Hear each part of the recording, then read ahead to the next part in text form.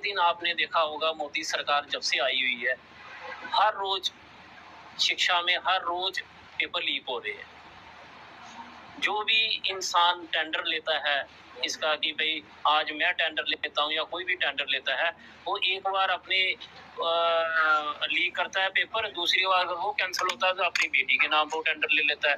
अगर वो वहां पे उसे पकड़ा जाता है तो वही इंसान अपने परिवार के नाम टेंडर ले लेता है। ये सरकार कर क्या रही है? बीजेपी सरकार को ये नहीं पता चल रहा है कि भाई एक ही इंसान हर बार वही टेंडर लेता है, वही पेपर लीक करता है, वही बच्चों के शिक्षा के साथ खिलवाड़ करता है, और बीजेपी सरकार आंखें बंद करके बैठी हुई है, कोई जवाब नहीं देते। अगर स्टूडेंट रोड पे आते हैं तो आपने देखा प्रधान कहते हैं ये टुकड़े टुकड़े कहे गए, ये कौन सी भाषा है उनकी? हमारा एक ही मकसद है कि देवेंद्र प्रधान का इस्तीफा होना चाहिए और इन बच्चों को न्याय मिलना चाहिए। जो बच्चे जिन बच्चों ने सुसाइड कर लिया, इनसे देश तो चल ही नहीं रहा है। आप महंगाई देखिए कहाँ जा रही है। आपने सबसे बड़ा मुद्दा देखा और राम मंदिर का मुद्दा, क्यों नहीं बोलते मोदी साहब वहां पर? क्यों देवेंद्र प्रधान नहीं बोलता?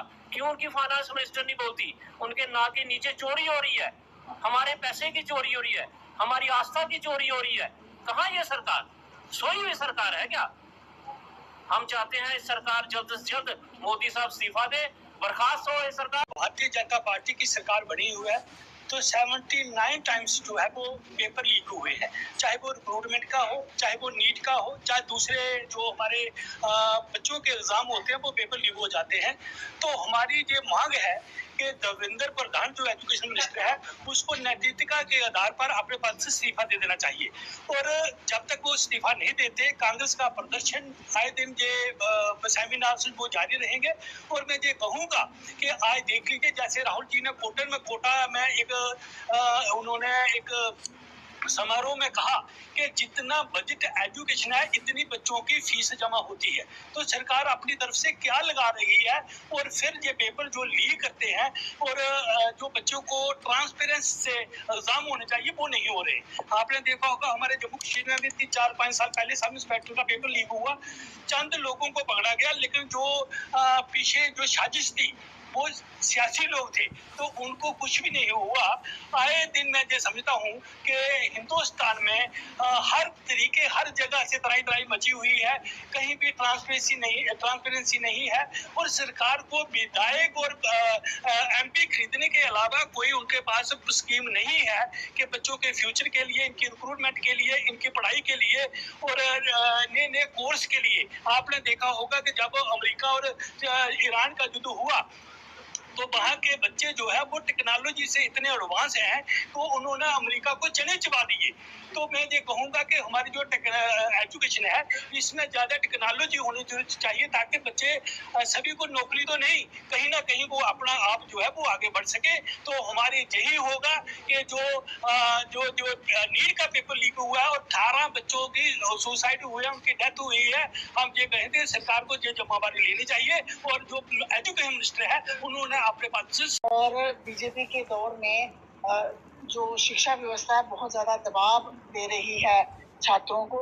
नीट हो गया या जेईई हो गया या पेपर लीक, बढ़ती फीस और अनिश्चितता के कारण हमारे युवाओं का जो भरोसा है शिक्षा व्यवस्था पर टूट रहा है, और इसको हमें युवाओं को ऐसी शिक्षा देनी होगी, शिक्षा बना के देनी होगी कि वो एक उनके जो सपने साकार हो सकें, और ना कि हम उनको बीजेपी जैसे कर रही है कि निराशा और तनाव की तरफ उनको धकेल रही है। और मैं समझती हूँ कि जो एजुकेशन सिस्टम है इस पे पूरा जो कमान है वो बीजेपी आरएसएस के भ्रष्ट लोगों ने उस पर कब्जा किया हुआ है।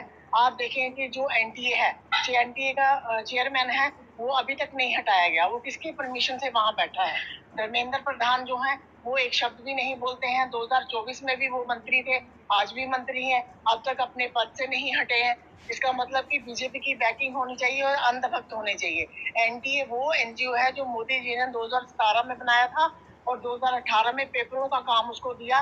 2021, 23, 24, 25, 26 में पेपर लीक हुए और जो नीट के पेपर जो कैंसिल हुए हैं 2024 में भी हुए थे, आज भी हुए हैं, और उससे कम 15-20 हमारे जो नौजवान हैं उन्होंने सुसाइड किया है, तो उसका जिम्मेवार कौन है? और सबसे बड़ी बात यह, लोग कहते हैं कि धर्मेंद्र प्रधान को इस्तीफा देना चाहिए। मैं कहता हूँ मोदी जी को इस्तीफा देना चाहिए। जहां भी उद्घाटन करने जाते हैं, जो हेल्थ डिपार्टमेंट का हो, एजुकेशन डिपार्टमेंट में हो, किसी और डिपार्टमेंट में हो, किसी को ये नहीं पता कि हमारा हेल्थ मिनिस्टर कौन है, किसी को ये नहीं पता कि एजुकेशन मिनिस्टर कौन है, क्योंकि सारा जो फीते जो काटते हैं वो मोदी जी काटते हैं। तो हम चाहते हैं कि धर्मेंद्र प्रधान के साथ साथ आदरणीय मोदी जी को इस्तीफा देना चाहिए। जिन लोगों के बच्चे आत्महत्या की है, ताकि उनको शांति